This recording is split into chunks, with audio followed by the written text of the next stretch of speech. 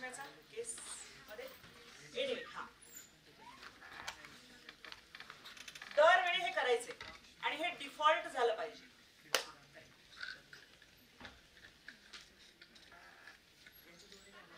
विशेषला तुम्ही गेला होता ना म्हणजे काल पडलेलं होतं का? हे बघा पहिली गोष्ट तुमचा दरवेळी हे करायचे आणि तुम्हीच करून बघा. आता मी जर काही शूट केलं आणि मी काही वेळा हे पुसून शूट केलं फरक पडतो ईच टाइम. कारण आपण फोन कुठे कुठे ठेवतो, कॅन्टीन मध्ये ठेवतो, इथे ठेवतो, तिथे ठेवतो. इतके मायक्रो ऑर्गॅनिझम्स असतात. ते तुमची लेन्स ही इतकी नाजूक आहे, हिचा जीवच छोटा आहे, त्याच्यावर ते चिकटतातच आणि तुमचं पिक्चर खराब येतच. ओके लेन्स क्लीन करून घ्यायची दरवेळी. ओके मी इथली पण करत असते, मी स्क्रीन पण क्लीन करते. हे करायचं. Step number 1 each time you start shooting clean your lens, wipe your lens with a soft cloth. Ideally हे कापड वापर. ठीक आहे. त्यानंतर दुसरी स्टेप कॅमेरामध्ये ग्रीड टाकायची आहे. नेहमी काय टाकायची आहे? ग्रीड. कॅमेरामध्ये ग्रीड कोण कोण वापरतं? ओके कॅमेरामध्ये ग्रीड आहे हे कोणाकोणाला माहित नाही? प्रामाणिकपणे सांगणं काही हरकत नाही. आणि it's not crime not to know anything. Right good she is honest. तर एक गोष्ट लक्षात घ्या, कॅमेरा ऑन करायचा आहे तेव्हा काही सेटिंग्स तुमच्या लक्षात असल्या पाहिजेत. हा तुमचा कॅमेरा आहे, ह्याच्यामध्ये मी ही 3x3 ची ग्रीड टाकलेली आहे. बरोबर 3x3 ची ग्रीड आहे. कॅमेराच्या सेटिंग मध्ये जाऊन सगळेजण एकदा ती सेटिंग बघत जा. कारण इतक्या गोष्टी आहेत तुमच्याकडे की तुम्हाला काहीच म्हणजे माहित नाही. एक माझे मेंटर आहेत ते सांगतात देर आर 1% थिंग. ओके लक्षात घ्या, ऐका काळजीपूर्वक ऐका, तुम्हाला फार मजा येईल. There are 1% things that you know that you know. Okay there are 1% things that you know that you know. There are 4% things that you know that you don't know. 1% गोष्टी अशा आहेत की ज्या तुम्हाला माहिती आहे की तुम्हाला माहिती आहे. 4% गोष्टी अशा आहेत की तुम्हाला माहिती आहे की तुम्हाला माहित नाहीये. ओके एरोडायनामिक्स नाही माहिती मला. मला माहिती आहे की मला एरोडायनामिक्स बद्दल काही माहिती नाही. ओके मला माहिती आहे की मला रेल इंजिन चालवता येत नाही. There are 4% things that you know that you don't know.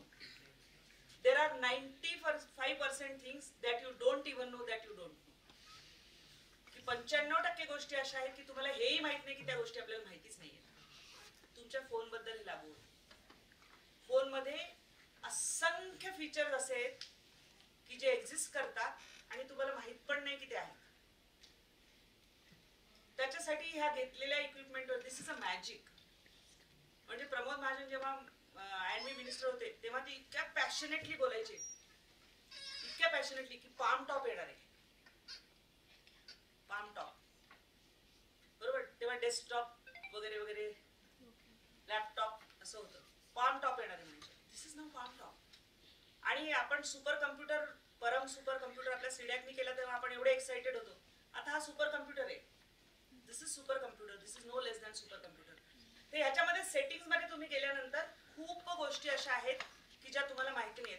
पुढचं मी माझ्या आता स्ट्रिंगर्सला जे ऍडव्हान्स ट्रेनिंग देणार आहे की ते एडिटेड स्टोरी मला पाठवतील इतकं त्यांना हे करणार आहे. मी त्यांना हाताला धरून एक एक पायरी चढवते. मी त्यांना फार चढवत नाही, हळूहळू हळू चढवते हाताला धरून एक एक पायरी. पुढे आता आपल्याकडे जो ह्याच्यामध्ये कॅमेराज आलेले आहेत काही फोनमध्ये, बऱ्याच ह्याच्यात आता आहेत. त्याला नोकिया म्हणून जेव्हा होतं, नोकियाचे जेव्हा कॅमेरा होते त्यांनी दे बोस्टेड लाईक की बोथी is both sides view. Okay 2 side view. आता काही फोन मध्ये हे सेटिंग आहे, सॅमसंग मध्ये नाहीये. पण ह्याच्यामध्ये तुम्ही जर या व्हिडिओ मध्ये गेलात ग्रीडचं सेटिंग मध्ये जा, ग्रीड टाका. ठीक आहे 3x3 ची ग्रीड टाका. ते काय टाका आपण पुढे बघू. त्याच्यामध्ये तुम्ही मोर मध्ये जर गेलात तर तुम्हाला अनेक गोष्टी मिळतात. आणि त्या मोर मध्ये ड्युअल कॅमेरा असा पण मोड आहे. ड्युएल कॅमेरा मोड आहे. ओके. आणि हा ड्युएल कॅमेरा मोड जर तुम्ही असला तर तुम्ही 2 गेस्ट एकाच वेळी, म्हणजे एक गेस्ट आणि एक तुम्ही, असा इंटरव्ह्यू तुम्ही ह्याच्यावरच करू शकता, व्हॉट्सअपवर रेकॉर्ड करू शकता. It is so easy. गोष्टी बदलतायत.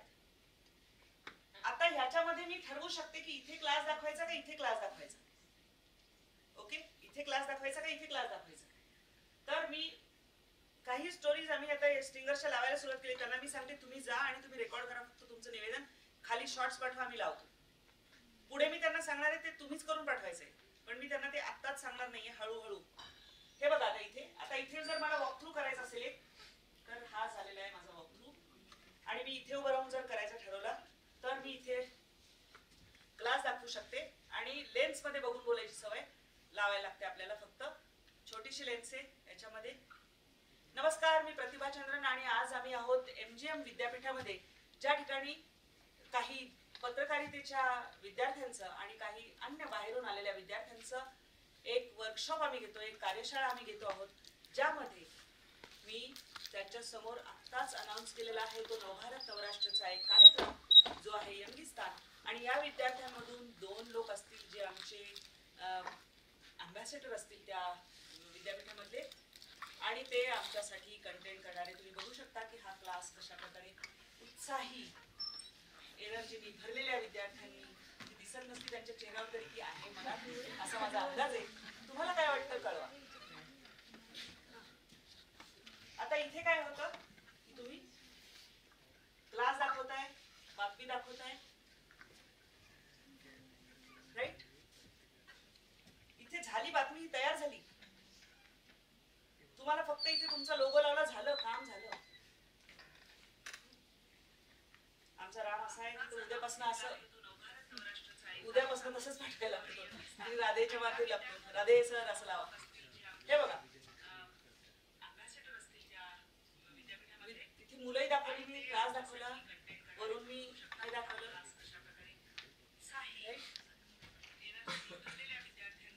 खूप गोष्टी. तुम्ही एक गोष्ट लक्षात घ्या,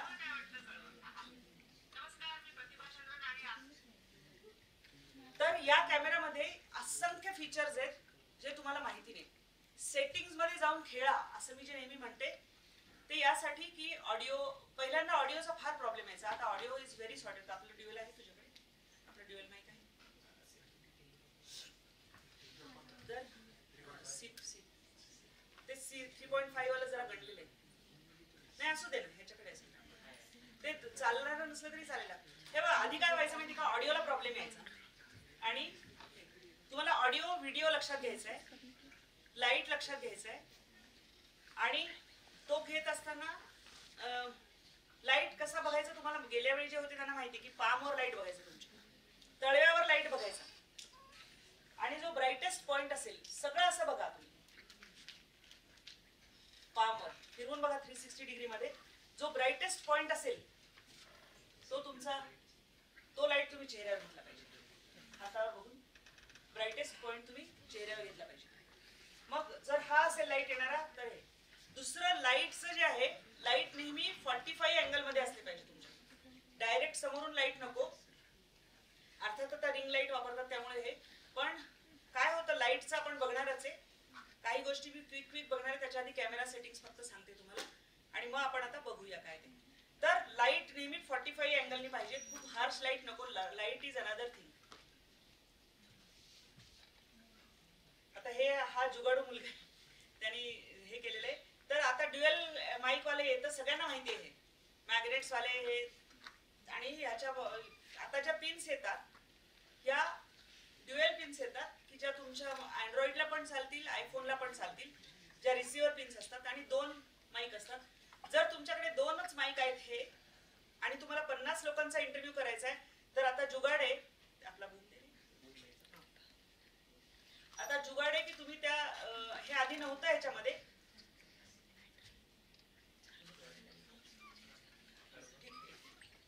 असू दे. आता हा ह्यानी जुगाड इथे केला की हे लावलं त्याच्याकडे, कारण त्याच्याकडे C टाईप पिन होती. नाहीतर तुम्ही हे इथे लावून टाकू शकता. क्लिप आहे इथे दिलेली, हे इथे लावायचं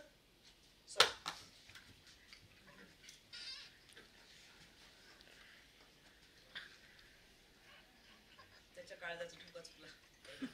हा, आणि हे लावलं की तुम्ही 50 जणांचा चौपाल सुद्धा करू शकता ह्याच्यावर. करेक्ट. दरवेळी ऑडिओ चेक घ्यायचा आहे, दरवेळी ऑडिओ चेक घ्यायचा आहे. तो करायचा, जसं लेन्स क्लीन करायची तसं ऑडिओ चेक घ्यायचा. आणि त्यावेळी तुम्ही जर गेस्टला लावला तर अमिताभ बच्चनचा इंटरव्ह्यू करतात, त्याला तुम्ही म्हणणार का ऑडिओ चेक द्या, नाही. तर त्यावेळी तुमचे जे असे 2 असतात त्या दोन्हीचा ऑडिओ चेक तुम्हीच घ्या. चेक 1 2 3 ठेवा, ओके, त्यांना लावून टाका. चेक 1 2 3 तुमच्या अँकरला लावा, चेक घ्या, दोन्ही वर्किंग आहेत. आणि देन हे करा, लाईट बघायचा आहे, नंतर ऑडिओ चेक द्यायचा आहे. फ्रेम कशी लावायची तर खूप सोपं आहे. फ्रेम लावताना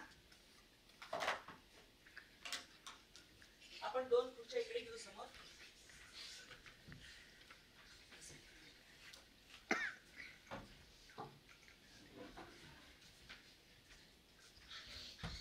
वन कॅमेरामधून 3 कॅम सेटअप कसा द्यायचा, वन कॅमेरामधून 3 कॅम सेटअप कसा द्यायचा.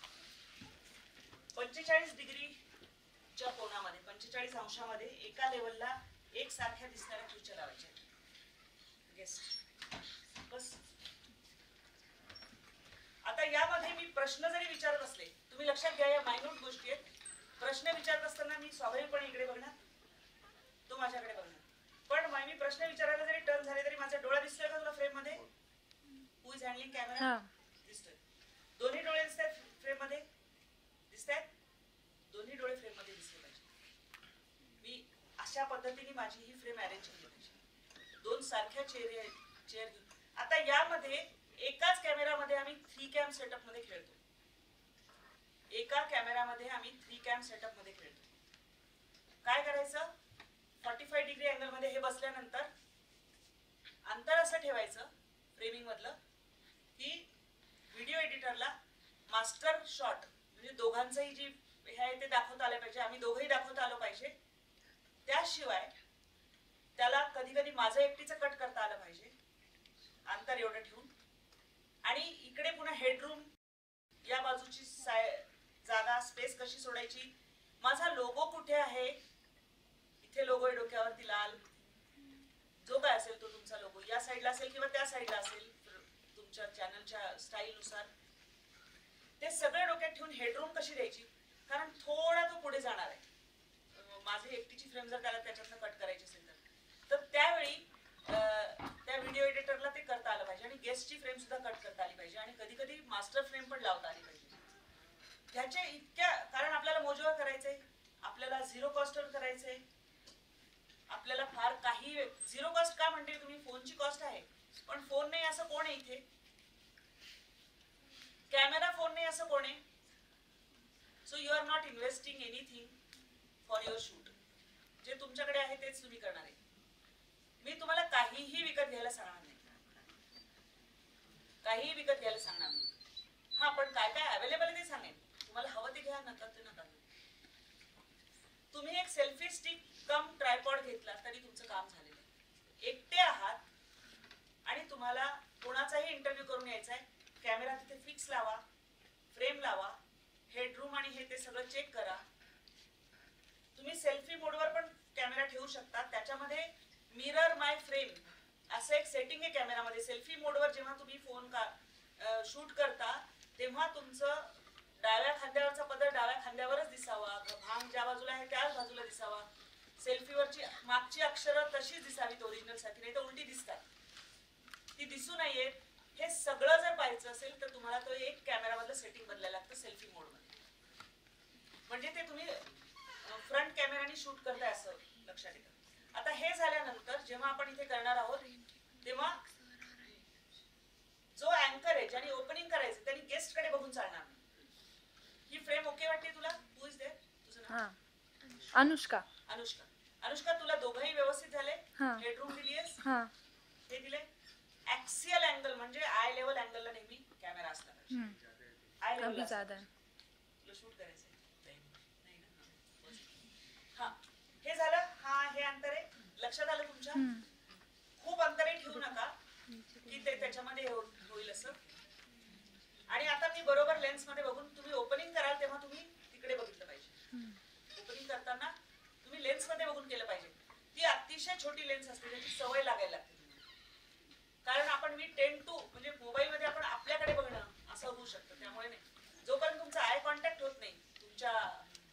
दर्शक असतो तोपर्यंत तो तुमच्याशी जोडला जातो.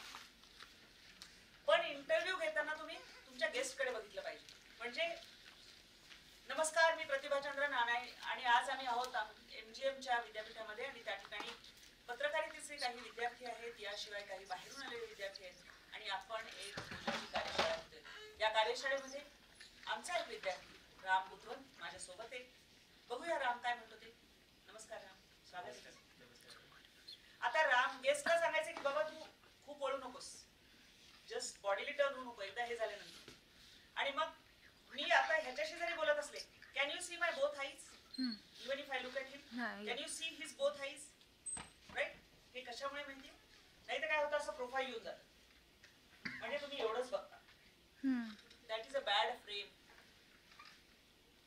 चेअर तुम्ही अशा अँगल मध्ये ठेवल्या की ऑटोमॅटिक तुमचं सेट झालेलं, करेक्ट? ऑटोमॅटिक तुमचं सेट झालेलं. त्यामुळे तुम्ही जेव्हा मुलाखत करत असाल, आणि हा 3 कॅम सेटअप झालाय, आपला एका मोबाईलवर 3 कॅम सेटअप झालेला आहे, लक्षात घ्या. हा मुलगा भागवत कराडांची एक मुलाखत घ्यायला गेलेला होता. भागवत कराड केंद्रात तेव्हा मंत्री होते, राज्यमंत्री होते. ते त्यांच्या सिंहासनावर बसलेले होते, म्हणजे नथिंग रॉंग, त्यांचा चॉईस आहे. पण हा बिचारा त्यांच्या बाजूला उभा होता. त्या फ्रेमला तुला एडिटरनी कॉल करून सांगितलं होतं त्याचं का केलंस, कारण हे इतकी जीव तोडून मुलाखत घेतली होती, पण ती फार वाईट दिसत होती. मी त्याला काय सांगितलं तेव्हा, मी त्याच्या समोर सांगते की पंतप्रधान जरी समोर आले तरी त्यांना पोलाइटली सांग की सर तुम्ही इथे बसलाय ठीक आहे, पण ना हे चांगलं नाही दिसत कॅमेरामध्ये, आपण असं ठेवूया का, म्हणजे तुम्हाला थोडा त्रास होईल. How you communicate. आमची पोरं ना शर्ट बदलायला लावतात त्या मंत्र्याला किती वेळा, सर नाही चांगलं दिसणार, खरं सांगते मी तुम्हाला, म्हणजे खूप जणांना शर्ट बदलायला लावलेत त्यांनी, सर हा नका घालू, सर हा नाही चांगला दिसत.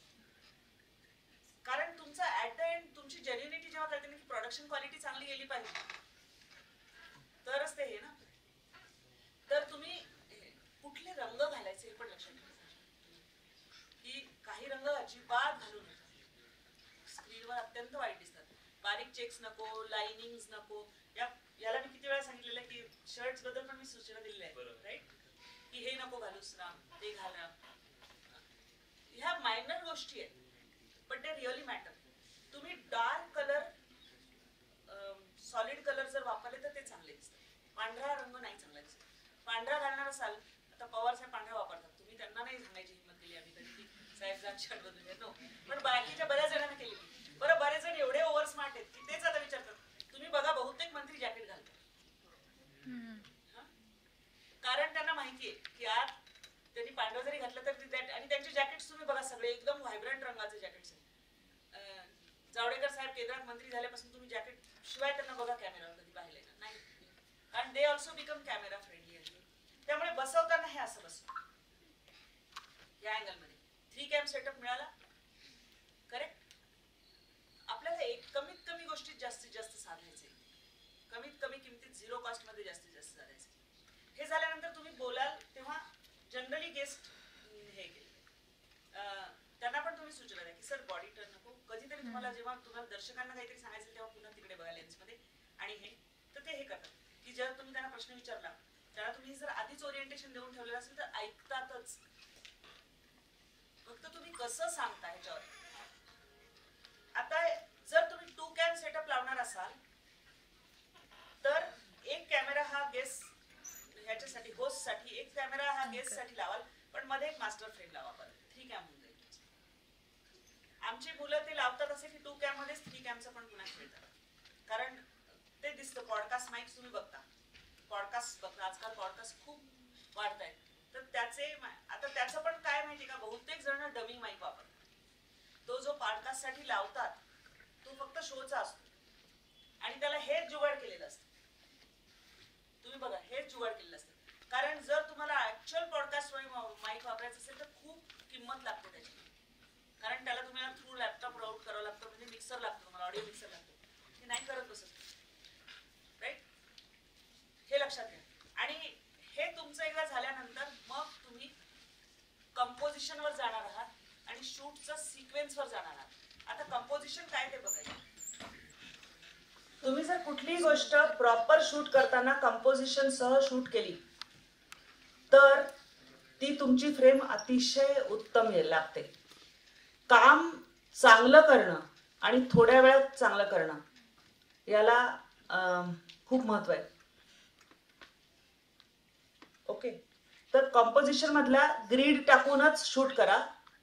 नेहमी ग्रीड टाका आणि त्या ग्रीडमध्ये तुम्ही ऑब्जेक्ट आणि सब्जेक्ट तुम्ही काय लक्षात घ्या. तुम्हाला बॅकग्राऊंड लक्षात घेतलं पाहिजे, फोरग्राऊंड लक्षात घेतलं पाहिजे, ऑब्जेक्ट काय ते लक्षात घेतलं पाहिजे, सब्जेक्ट काय ते लक्षात घेतलं पाहिजे. सब्जेक्ट आणि ऑब्जेक्टचं जर को रिलेशन असतं ते म्हणजे तुमचं प्रॉपर फ्रेमिंग आहे, प्रॉपर कंपोजिशन आहे फ्रेमचं. आता जेव्हा अशी फ्रेम आपण लावतो आणि हे करणार असतो तेव्हा मध्ये काहीतरी एक इलेमेंट दिला पाहिजे. तुम्ही मध्ये इथे काहीतरी इलेमेंट दिला पाहिजे, एखादा स्टॅच्यू, एखादा वाज. इंटरव्ह्यूवरला जेव्हा बसवता तेव्हा, नाही तर एकदम फ्लॅट फ्रेम येते. सोफ्यावर बसून कधीच इंटरव्ह्यू करू नका की सोफ्यावर तेही बसले तुम्ही बसले. आणि शक्यतो म्हणजे कारण काय आहे की डेप्थ ऑफ फील्ड नावाचे जे प्रकार असतो तो डेप्थ जर मिळाली नाही त्या फील्डला तुमच्या फ्रेमला तर ते कोणी बघत नाही म्हणून. आणि मग कंपोजिशन लक्षात घेताना तुम्ही काय केलं पाहिजे तर ग्रीड टाका. ग्रीडमध्ये लक्षात घ्या की माझं कुठे काय आहे. माझा हे या बाजूला माझं जर इथे दिसतं इथे माझा लोगो आहे, राईट, चॅनल लोगो आहे. मग हे 4 क्रॉस पॉइंट आहेत 1 2 3 4. मी माझ्या गेस्टला किंवा होस्टला या क्रॉस पॉइंटवर इथे बसवलं पाहिजे. ठीक आहे. आणि एक जण इकडे या इथे क्रॉस पॉइंटवर. लुकिंग रूम किंवा लुक रूम कशी ठेवायची, आपण चेअर्स तुम्हाला मी सांगितलं कशा ठेवा आणि अशाच ठेवा तर तुमच्या लक्षात येईल की एका कॅमेरामधून आपण 3 कॅम सेटअप काढतोय. जेव्हा तुम्ही तुमच्या गेस्टशी बोलत असाल तेव्हा त्याच्याचकडे बघितलं पाहिजे आणि त्याने तुमच्याकडे बघितलं पाहिजे. ओके, आता ह्याच्यामध्ये काय होणार आहे, इथे जेव्हा हेड असेल तेव्हा तुम्ही बघा एवढी जागा मिळते त्याला एडिटरला खेळायला आणि इकडे सुद्धा एवढी जागा मिळते. शिवाय इकडे जवळपास इथपर्यंत त्याचा शोल्डर येईल म्हणजे एवढी जागा मिळते कट करायला फ्रेम. नेहमी लक्षात घेतलं पाहिजे की माझं फायनल प्रॉडक्ट काय आहे आणि त्याचं मला काय करायचंय. ठीक आहे, फायनल मला काय करायचंय त्याच्यात एडिटर डोक्यात ठेवून मी माझं शूट केलं पाहिजे. आता ह्याला म्हणतात रूल ऑफ थर्ड्स. पहिला जो रूल आहे फ्रेमिंगचा तो आहे रूल ऑफ थर्ड्स. ज्यांनी फोटोग्राफी शिकली त्यांना रूल ऑफ थर्ड्स हा बेसिक मंत्र असल्यासारखा तो तुम्ही म्हणतात, बरोबर.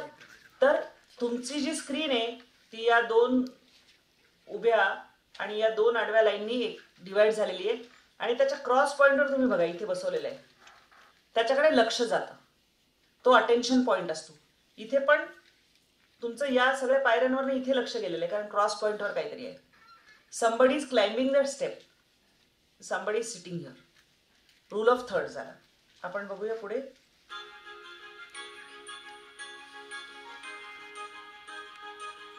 इथे पण रूल ऑफ थर्ड्सच होतं.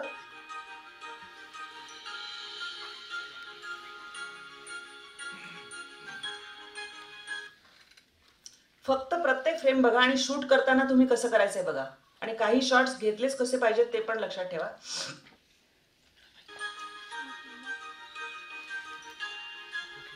हे इनसिग्निफिकंट वाटतं बघा इथे, हे इनसिग्निफिकंट वाटतं, काही फार महत्वाचं वाटत नाही. अटेन्शन तुमचं त्या डोंगराकडे जावं का इकडे जावं, कारण रूल ऑफ थर्ड्स फॉलो नाही झालं तर ते तसं होऊन जातं. रूल ऑफ थर्ड्स जिथे फॉलो होतं तिथे आपोआप त्या गोष्टीकडे लक्ष जातं, लक्ष वेधलं जातं. दुसरं leading lines.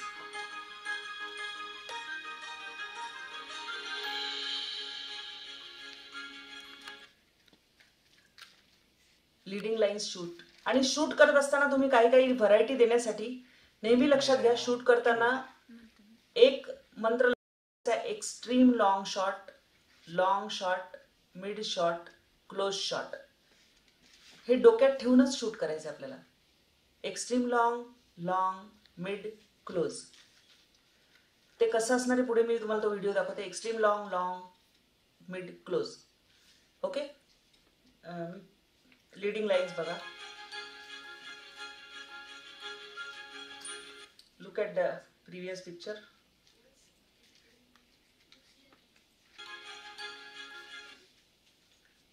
Leading lines. Correct. हे लक्षात ठेवून तुम्ही तुमचं ऑब्जेक्ट आणि हे कसं ठेवायचंय ते करा. तुमचे व्हिज्युअल, आपण एक नियम आहे, कुठल्याही स्टोरीचा एक नियम आहे की तुमच्या चॅनलवर का टिकून राहावं त्यांना एवढे ऑप्शन असताना. तर एक रूल आहे, गोल्ड ऑन टॉप.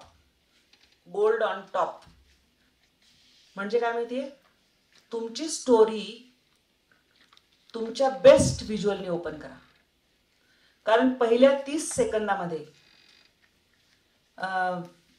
तुमचा व्ह्युअर तुमच्यापासनं तुमच्याजवळ राहायचं की नाही, का दुसऱ्या चॅनलवर जायचं हे ठरवणार आहे. पहिला 30 सेकंद. इतका अटेन्शन स्पॅन कमी झालाय. आणि आमचा क्लिक थ्रू रेट जो आहे CTR, तो जर 1.2 जरी असेल तरी सुद्धा खुश व्हायचं, 2 असेल खुश. आम्ही आमचा CTR काही स्टोरीजना 16, 17, 18 वर नेलेला आहे. आणि त्या स्टोरीज कुठल्या आहेत, कुठल्या स्टिंगरच्या हे मी सांगणार नाही, कारण मी त्यांचं खुबिया मी त्यांना छोट्या छोट्या सांगत जाते नेहमी. तर ते CTR इतके वाढवलेले आहेत आम्ही काही स्टोरीचे.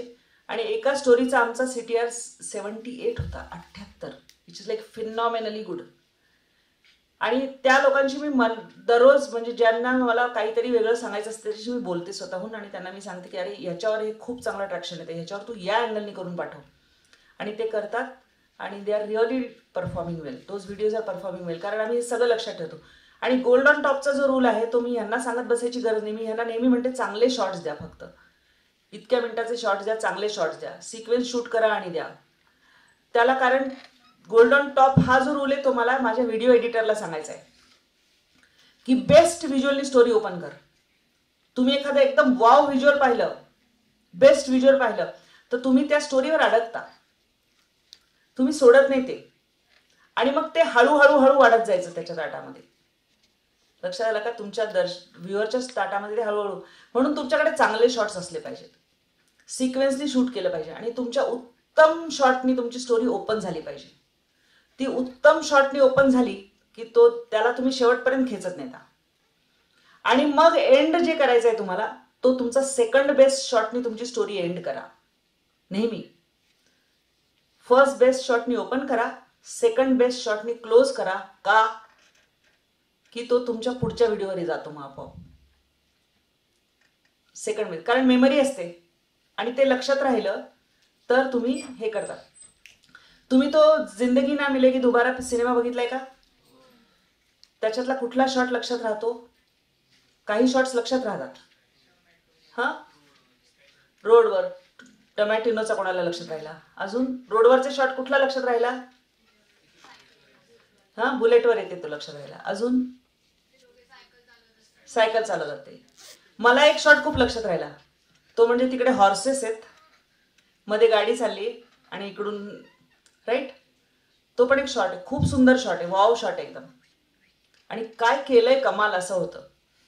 तर बेस्ट काय माहिती का, तुमची स्टोरी करत असताना मी इथे बेस्ट शॉट काय घेणार आहे ते बघा.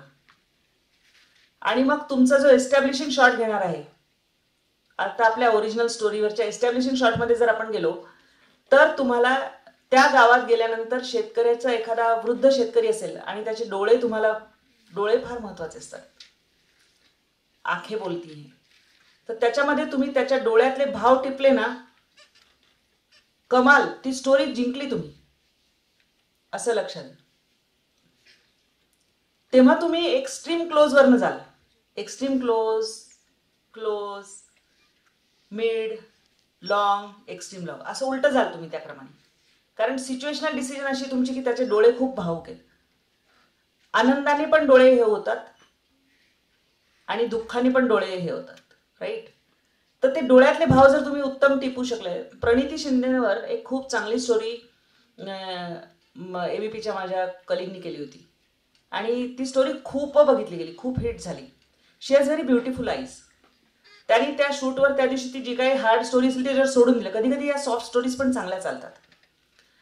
तर त्याने ती त्यांचे त्या कॅमेरा पर्सनला सांगितलं खूप त्यांचे चांगले शॉट्स घेऊन ठेव. आणि खासदार आहेत त्या आपल्या, आणि त्यांचे ह्याच्यावर इतकी सुंदर स्क्रिप्ट केली होती, म्हणजे इतक्या छोट्या गोष्टीवर इतकी सुंदर स्क्रिप्ट केली होती की गाणी सुद्धा इतकी छान निवडली होती की आंखों की गुस्ताखिया वगैरे वगैरे असं. पण ती एडिट केलेली जी स्टोरी होती ना, ती एका वेगळ्या नेक्स्ट लेवलची होती. आणि तिच्यामध्ये कुठेही असं वाटत नव्हतं की काही अ, त्यांचा उपमर्द होतोय, अपमान होतोय किंवा त्यांना कुठे बिलो डिग्निटी, नो. फार क्लासिक स्टोरी ती शूट केली होती, फार क्लासिक ती एडिट केली होती. आणि त्याचं स्क्रिप्टिंग जे होतं इतकं ताकदीचं होतं. नाहीतर डॉक्टर एका खासदाराचे डोळे हे काही स्टोरीचा विषय नाही होऊ शकत, पण त्याला त्यात ते दिसलं आणि त्याने ज्या पद्धतीची ट्रीटमेंट दिली त्याला, विच वॉज व्हेरी गुड. खूप ती अपील झाली. हां, तर तुम्ही एक extreme long, long, mid, close असं डोक्यात ठेवणार आहे. पहिला रूल आपण बघितलाय तो कुठला? रूल ऑफ थर्ड्स, क्रॉस पॉइंटवर. तुम्हाला आता एक माझी वाईट खोड लक्षात आली असेल की मी काही मागे जाऊन विचारते, त्यामुळे you have to be alert all the time. हां, दुसरा लीडिंग लाईन. तर या लीडिंग लाईन तुम्हाला कुठेही मिळतील. कुठेही तुम्ही शूटला जाल तेव्हा लीडिंग लाईन्स तुम्हाला दिसणार आहेत. गाव असो, हे एलोरा केव्ज म्हणजे तर लीडिंग लाईन म्हणजे अमेझिंग. तुम्ही त्या कैलाशमध्ये जा, मी दरवेळी जाते तेव्हा ट्रस्ट मी, दरवेळी माझ्या डोळ्यात पाणी येतं की अरे हे कसं केलं असेल. अंगावर रोमांच दरवेळी तेवढ्याच ताजेपणाने उभं राहतं. कारण कल्पनाच करू शकत नाही आपण की अरे वरून वरून खणत आणलंय त्या एवढूशा भिंतीवरती, अरे हे आहे काय आहे. तर अख्खं रामायण आणि अख्खं महाभारत आहे एका साईडनी, दुसऱ्या बाजूनी. गाईड घेऊन जा. 10,000 वेळा गेला असाल कदाचित, पण गाईड घेऊन एकदा गेलात ना, स्पेसिफिक गाईड, तर तुम्हाला त्याच्यातली कमाल काय ते कळते. इतके बारकावे आहेत त्याच्यामध्ये. आणि हे तर लीडिंग लाईन तिथे तुम्हाला फार चांगल्या शूट करता येतात.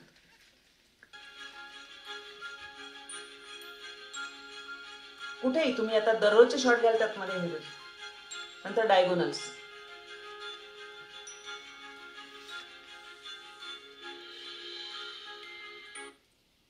किती छान शॉट आहे बघा. ही ऍक्शन कशी सुंदर कॅप्चर झाली. हा फोटो आहे बाय द वे. हा, त्यांनी कसलं कमाल यूज केलं. कॅमेरा कुठे लावायचा हे कळलं पाहिजे. आणि प्रत्येक वेळी तुमच्या डोक्यामध्ये एक आलं पाहिजे की कॅमेरा कुठे लावलाय ह्याने. करेक्ट. आणि किती छान हे दिली त्याला. काही सिनेमा अवश्य बघा. त्याच्यामध्ये नो मॅन्स लँड नावाचा एक सिनेमा आहे. त्याच्यामध्ये तुम्हाला कळेल की एका ट्रेंचमध्ये अख्खा सिनेमा कसा शूट करायचा, किंवा ट्रेंचमध्ये नेमकं युद्धाच्या ह्याच्यात काय. कारण शॉर्ट्स म्हणून बघा काही सिनेमे. काही सिनेमे एडिटिंगला 1917 नावाचा एक सिनेमा आहे.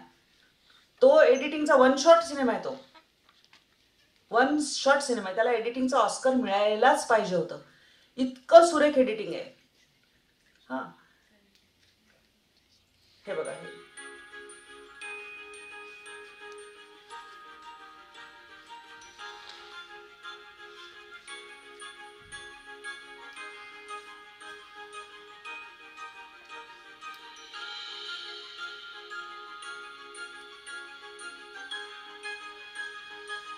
असं उदयनराजेंच्या घरात आहे. उदयन महाराज आहेत ना, त्यांच्या घरामध्ये असं काय काय आहे. आणि त्यांचा आम्ही एक इंटरव्ह्यू जो केला होता तो असा केला होता. त्याला आम्हाला मागून पुढून लाईटचा खूप खेळ करावा लागला होता. कारण आम्हाला त्या सगळ्या जाळ्या पण दाखवायच्या होत्या. एका ठिकाणी गेस्ट आणि एका ठिकाणी होस्ट. आणि राजेंचा मूड तुम्हाला माहिती की सांभाळत सांभाळतच बोलावं लागतं. तर पण ऐकलं त्यांनी आमचं. आणि इतका व्हिज्युअली तो इतका हटके झाला होता इंटरव्ह्यू, आणि व्हिज्युअली इतका अपिलिंग झाला होता की हे सगळे एलिमेंट्स वापरून त्यांच्या चेहऱ्यावर प्रॉपर उजेड असं करून आम्ही तो केला होता. लाईटचा खेळ फार मस्त केला होता. त्याच्यामध्ये लाईटचा खेळ खूप आहे. लाईट कसा करता हे, आणि तुम्ही जसं जसं हे करत जाता ना, तसं तसं तुम्हाला त्याची गंमत यायला लागते. आणि तुम्ही एक गोष्ट सांगते की दरवेळी मी माझ्या स्टोरीमधला वाव शॉट काय, गोल्डन टॉप काय आहे, आणि माझा सेकंड बेस्ट शॉट काय आहे, हे डोक्यात ठेवून जर शूट करायला लागलात तर तुम्ही त्याच्यातनं काही ना काहीतरी चांगलं काढाल, नेहमी उत्तम काढाल.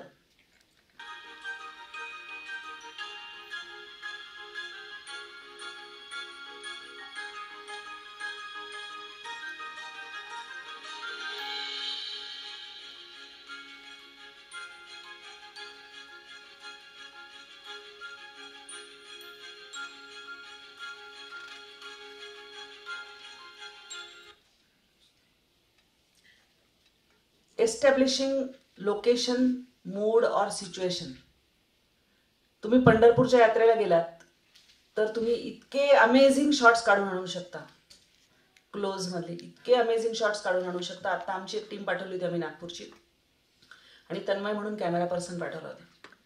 तन्मयने अक्षरशः त्याला म्हणलं की कमाल केली, इतके सुरेख फोटोग्राफ्स दिलेत त्याने, इतके सुरेख व्हिडिओज दिलेले आहेत. कारण सगळं फील द फ्रेममध्ये त्याच्यामध्ये, आणि त्या एकेका वारकऱ्याचा जो भाव असतो ना, म्हणजे तो असं प्रत्येक गोष्ट ती अमेझिंगच आहे. म्हणजे ती वारी हे आपल्याकडचा चमत्कार आहे एक वेगळा. आणि ती तर फील द फ्रेम ही जी फ्रेम आहे ही तुम्ही अनेक सिच्युएशनला वापरू शकता. जिथे उत्साह असेल, जिथे दुःख असेल, कोणीतरी हरवलंय ते असेल, एखादी बाई कंप्लेन करते ते असेल, अनेक ठिकाणी तुम्ही ह्या पद्धतीचे शॉट वापरू शकता की ज्याच्यामधून ती स्टोरी खूप चांगली होईल पुढे. हे बघा, कसले भाव आहेत हे डोळ्यामधले, राईट. काही न सांगता कळतं की काय. शेळके मॅम त्यांच्या वडिलांचे फोटो फार सुरेख टाकतात. तुम्ही त्यांचं कधी जर फेसबुक प्रोफाईल वगैरे बघितलं तर त्यांच्या वडिलांचे फोटो त्यांनी इतके सुरेख काढलेले असतात, म्हणजे एकदम नॅचरल आणि एकदम छान. आणि त्याबरोबर ते त्याच्यातलो एलिमेंट जो आहे तो त्याच्यातनं दिसतो. आणि मी त्यांनी जर वडिलांचा फोटो टाकला असेल तर मी जाऊन थांबून परत बघते एकदा, कारण ते खरंच खूप बोलके फोटोज आहेत.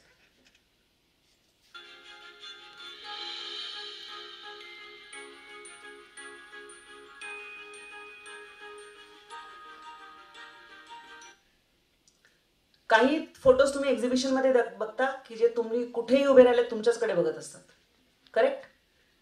तुम्ही हे प्रॅक्टिकल केलंय कधी? कोणी कोणी केलंय? हा, हे प्रॅक्टिकल तुम्ही केलंय का? डॉमिनंट आय फोटो काढणे हे प्रॅक्टिकल केलंय का? करा. तुम्ही आज जे शिकणार आहात ना ते तुम्ही सगळं एकदा एक्झिक्यूट करून बघा. आणि तसा फोटो तुम्ही 10 वेळा काढा. तुमच्या मैत्रिणीला बरोबर घ्या, मित्राला बरोबर घ्या, आणि त्यांचे असे फोटो काढून बघा डॉमिनंट आहे की मी कुठूनही झालं तरी तो व्यक्ती माझ्याकडे बघतोय, इकडे जा इकडे जा इकडे जा, मध्ये या, राईट. काढता येतात हे फोटो तुम्हाला प्रॅक्टिकल, कारण आपल्याकडे वेळ कमी आहे, आपण फक्त तोंडोळं करून घेणार आहे आज. पण तुम्ही हे सगळं जेव्हा एक्झिक्यूट करायला लागाल, प्रॅक्टिकल करायला लागाल, तर हे, आणि आय एम व्हेरी रिचेबल. म्हणजे तुम्ही मला फोनवर कुठलाही प्रश्न व्हॉट्सअपवर टाकला तर मी त्याचं लवकरात लवकर कधी ना कधीतरी उत्तर देतेच. म्हणजे जेव्हा मी पाहून वेळ मिळाला की लगेच उत्तर देते मी त्याचं. ओके. आणि हे पण बघा, सेम आहे, डॉमिनंट आहे.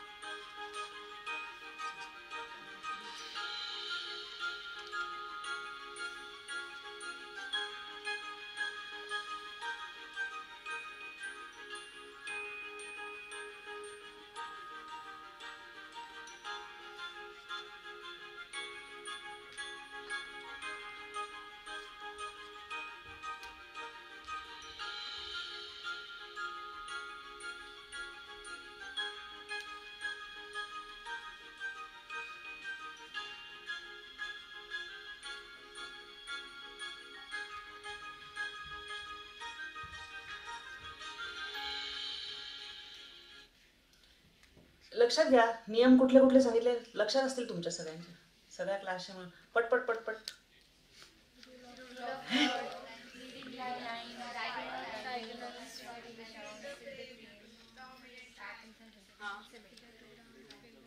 सिमेट्री, अजून patterns and breaking the pattern sometimes. तुम्ही आता भाजीच्या मार्केटमध्ये जाल, कुठेही जाल, ह्याच्यातलं कुठलं वापरायचं. एक गोष्ट लक्षात घ्या, ह्यामध्ये माझ्या स्टोरीत मी काय फिट करणार आहे, काय वापरणार आहे, हे तुमच्या डोक्यात आपोआप तयार होतं. तुमचं ब्रेन इज सुपर कम्प्युटर. त्याच्या तुम्ही डिफॉल्ट सेटिंगमध्ये एकदा टाकल्या गोष्टी की त्या तुम्ही ऑटोमॅटिक करायला लागतात. सुरुवातीला तुमच्या लक्षात येईल, अरे आपल्याला सांगितलं होतं लेन्स पुसा. नंतर ते सगळं इतकं मेकॅनिकल. गाडी शिकता ना तुम्ही जेव्हा ड्रायव्हिंगला, तेव्हा तुम्ही पहिल्यांदा विचार करता आता ॲक्सलरेटर का, ब्रेक का, क्लच, फर्स्ट का सेकंड. नंतर तुम्ही काही नाही, तुम्ही बसता, गाडी ऑन करता, आपोआप सगळी क्रिया घडत जाते. फक्त तुम्हाला डोक्यात डेस्टिनेशन ठेवायला लागतं की आज मला एमजीएमला जायचंय का, आज मला वेरूळला जायचंय का. तुमची गाडी तुम्हाला तिथे तशी डिफॉल्ट सेटिंगवर घेऊन जाते. जेव्हा तुम्ही रिफ्लेक्सवर काम करायला लागता, म्हणजे आपोआप तुमचे रिफ्लेक्सेस तयार होतात आणि काम करायला लागतात, तेच इथे लागू होते. तुमचं सगळं रिफ्लेक्सवर झालं पाहिजे. मग रिफ्लेक्सवर व्हायचं म्हणजे काय केलं पाहिजे? कॅमेरा काढायचा आहे, लेन्स पुसायची आहे, एक्स्ट्रा. मग मला काय काय करायचंय? Extreme long, long, mid, close shots घ्यायचे. मला एस्टॅब्लिशिंग शॉट घ्यायचाच आहे. कुठेही जाल तेव्हा पहिली गोष्ट, तुम्ही काहीही न बोलता ही स्टोरी कशा संदर्भात आहे ही कळली पाहिजे. त्यामुळे इथे याल तर एमजीएम बद्दल जर स्टोरी झाली, तिथे खादी सेंटरवर जर तुम्ही स्टोरी करत असाल तर तुम्ही त्याचा आल्या विद्यापीठाचा शॉट घेऊन ठेवाय, गेटचा शॉट. आणि तो एक शॉट घ्या असं जेव्हा मी म्हणते तेव्हा 3 ते 4 शॉट असणार. Extreme long, long, mid, close. दुरून एक घ्याल, जवळ घ्याल, अजून राईट. असा 4-4चा sequence, extreme long, long, mid, close, असा सिक्वेन्स शूट करत जायचा आपल्याला प्रत्येक वेळी. शॉट किती सेकंदाचा घ्यायचा? तर आता हे सगळं मोजोवर होत असल्यामुळे मी सांगते की 5 ते 6 सेकंदाचा शॉट शूट करा, कारण 3 ते 4 सेकंदाचा शॉट लागतो. 6 सेकंद इज आयडियल. तुम्ही त्याच्यापेक्षा लांब शॉट दाखवला तर ऑडियन्स डझंट स्टे विथ. 3 ते 4 सेकंदाचा एक शॉट घ्यायला लागतो तुम्हाला, तेवढाच लागतो स्टोरीमध्ये, आणि सिक्वेन्सनी लागत जातं. जर तुम्ही व्यवस्थित असा एकदम उत्तम सिक्वेन्स जर शूट केला तर तो चांगला चालतो. मग आता यामध्ये काय करायचं? प्ले आणि पॉजचं बटन वापरायचं. कॅमेरामध्ये प्ले आणि पॉजचं बटन वापरायचं आणि 3-3 मिनिटाच्या फाईल्स तयार करायच्या. What is play and pause? इथे तुम्ही गेलात, व्हिडिओ ऑन केला, तुमची फ्रेम सेट केली प्रॉपर, आणि इथे केलं 5 ते 6 सेकंद रोल केलं. इथे काहीच नाही करायचं, वरचं पॉज करायचं. मग जवळ जायचं, पुढचं 6 सेकंदाचा 5 सेकंदाचा शॉट करायचा.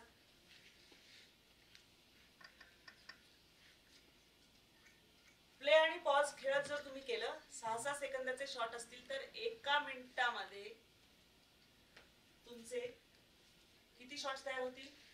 60 सेकंद आहेत, 10 चांगले शॉट तयार होतील. 3 मिनिटामध्ये तुम्ही 25 ते 30 चांगले शॉट दिलेले असतील, उत्तम शॉट्स, आणि प्रत्येक शॉट हा वेगळा असेल. 3 मिनिटाची एक फाईल का? तर 3 मिनिटं व्हॉट्सअपवर लगेच पाठवलं जातं. आधी 2.5 मिनिटं जायची, आता 3 मिनिटं जातात. आणि काही मोठं असेल तर टेलिग्रामवर पाठवू शकतो. तो अपलिंकिंगचा भाग झाला, कसे पाठवायचं. आता हे करत असताना तुम्ही जर त्या पद्धतीने शूट करत गेलात तर एडिटरला खूप सोपं होणार आहे.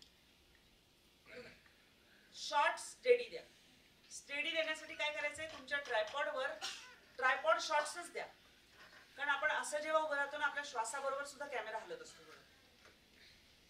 आपल्याला कळत सुद्धा नाही पण तो हलतो. पण जेव्हा काहीच नसेल पण स्टोरी असेल तर तुम्ही उभं राहताना नेहमी एक उभं राहण्याचा नियम ठेवा. असं उभं राहू नका जेव्हा शॉट घ्याल किंवा शूट कराल तेव्हा, कारण तुम्ही थकता लवकर पायाला मुंगे यायला लागतात. जर तुम्ही असं उभं राहिला, थोडं शोल्डरच्या इतकी जागा ठेवून जर उभं राहिला तर तुम्ही कितीही वेळ स्टेडी उभं राहता आणि स्टेबल उभं राहता. गुडघ्यावर पण तुमच्या ताण येत नाही. आणि आता आम्ही लाईव्ह जेव्हा करतो किंवा मेजर काहीतरी झालं असेल तर अखंड लाईव्ह चालू असतं. तुम्ही बघता पंढरपूरला जाऊन जर रिजनल नॅशनल चॅनलसाठी लाईव्ह सकाळी 6 पासून दळणच म्हणायला इतकं ते सुरू होतं, आणि तुम्ही रात्री 10च्या बुलेटिन पर्यंत लाईव्ह करत राहता अखंड. तुम्हाला मध्ये मध्ये ब्रेक मिळतो, 5 मिनिटं 10 मिनिटं वगैरे असं, किंवा दुपारी वेगळं बुलेटिन असेल तरच ब्रेक मिळतो, नाही तर नाही मिळत. तेव्हा जर तुम्ही असं उभं राहिलात ना, दुसऱ्या दिवशी पाय तुटतील अक्षरशः. पण तुम्ही असं उभं राहिलात तर तुम्ही खूप वेळ स्टेडी उभं राहू शकता, व्यवस्थित फर्म उभं राहता, तुमची फ्रेम चांगली असते. माईक नेहमी धरायचा तो असा धरला पाहिजे, फर्म व्यवस्थित. तुमचं सेकंड बटन जे आहे ते लक्षात ठेवलं पाहिजे. सेकंड बटनला ते तुमचं बूमचं हे असलं पाहिजे, आयडी. ह्या सगळ्या बारकावे. गेस्टला सुद्धा तुम्ही असे हवेत तरंगत माईक, इकडे माईक तिकडे, नो. त्याचं सेकंड बटन रेफरन्स पॉईंट. ऑडिओच्या दृष्टीने पण चांगला होतं, ऑडिओ कॅप्चरच्या दृष्टीने फ्रेमला प्लीजिंग दिसतं. आणि हे नाही, तुम्हाला एक शिस्त लागते त्या गोष्टीची. आणि तुम्ही इंटरव्ह्यू जेव्हा करता कॅमेराच्या त्या बाजूने, तेव्हा तुम्ही लेन्स मध्ये बघून त्या गेस्टनी बोलता कामा नये. त्याने रिपोर्टरकडे बघितलं पाहिजे. त्यामुळे त्याने तुम्ही त्या कॅमेराच्या लेन्सच्या मग फ्रेम कशी केली पाहिजे तुम्ही, तर त्यांना तुम्ही जर तुमचा गेस्ट हा ग्रीडवर या बाजूला बसणार असेल, या बाजूला, ठीक आहे, आणि ही फ्रेम आहे तुमची, तर लुक रूम इकडे असणार, बघण्याची रूम इकडे असणार, मग तुम्ही या बाजूला बसला पाहिजे कॅमेराच्या. If she is taking my interview आणि माय फ्रेम इज या क्रॉस पॉइंटवर आहे इकडच्या बाजूला, तर तिने कॅमेराच्या त्या बाजूला उभं राहायला पाहिजे. कारण मी असं बघणार आहे मग तिच्याकडे, जर ती इथे उभी राहिली तर मी इथे बघेन, मग इकडची माझी सगळी फ्रेम खाली गेली. अत्यंत बारकावेत हे, पण हे प्रोडक्शन क्वालिटीमध्ये खूप मॅटर करतात. त्यामुळे माझी लुकिंग रूम काय आहे, लुक रूम काय आहे, त्यानुसार रिपोर्टरनी बसलं किंवा एकटंच तुम्ही करता. इथे मी वन मॅन आर्मी म्हणून तुम्हाला शिकवते की तुम्हाला कॅमेरामॅनची लक्झरी नाहीये, तुम्ही एकटेच सगळं करणार आहात. तेव्हा तुम्ही काय केलं पाहिजे, तर तुम्ही या बाजूला बसलं पाहिजे आणि मग तुम्ही तिथून जेव्हा प्रश्न विचाराल, नॅचरली प्रश्न विचारणारा हे असतो, त्या बाजूला असतो, आणि गेस्ट म्हणजे जे विचारतो त्याच्याकडे बघतो. आणि इथे बघताना सुद्धा तुम्ही एक, आता मी कोणाचं तरी आमच्या स्टुडिओमध्ये लाईव्ह केलं होतं सर, आणि ते अक्षरशः पूर्ण टर्न झाले, म्हणजे ते बोलताना असे टर्न झाले. मी त्यांना आपलं असं खुणावते काही नाही, म्हणजे ते लाईव्ह असल्यामुळे आम्हाला काही करता आले. अख्खी प्रोफाईल आहे, म्हणजे असा माणूस बोलतोय बघा तुम्ही, काय त्या प्रेक्षकाला घेणं देणं, म्हणजे तो तुटतोच तुमच्यापासून, त्याला व्ह्यूजच येत नाही चांगले. त्याला कारण आहे की कनेक्ट तुटला की संपतो. राईट. इंटरव्ह्यूअर आणि इंटरव्ह्यू यांनी एकमेकांशी बोलायचे, पण त्यांचा दर्शकाशी कनेक्ट होण्यासाठी त्यांचे दोन्ही डोळे दिसले पाहिजे. करेक्ट. हे झालं तुमचं कंपोजिशन. आणि हे कंपोजिशन तुम्ही जर लक्षात ठेवलं तर मग पुढे जातो तुम्ही व्हिडिओ करताना कॅमेराच्या मुवमेंट्स काय, कॅमेराच्या मुवमेंट्स काय ते आपण बघू.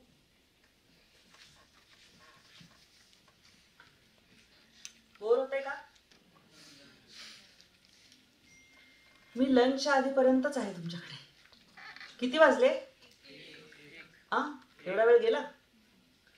बर, क्विक संपूया का आपण, कारण मला पण 2:15 नंतर जायचंय. मॅम चालेल का? कारण तुम्ही ज्यांना इच्छा आहे त्यांना, बाकीच्यांचं नाही. ओके. हां, तर फ्रेमिंग लक्षात घ्या.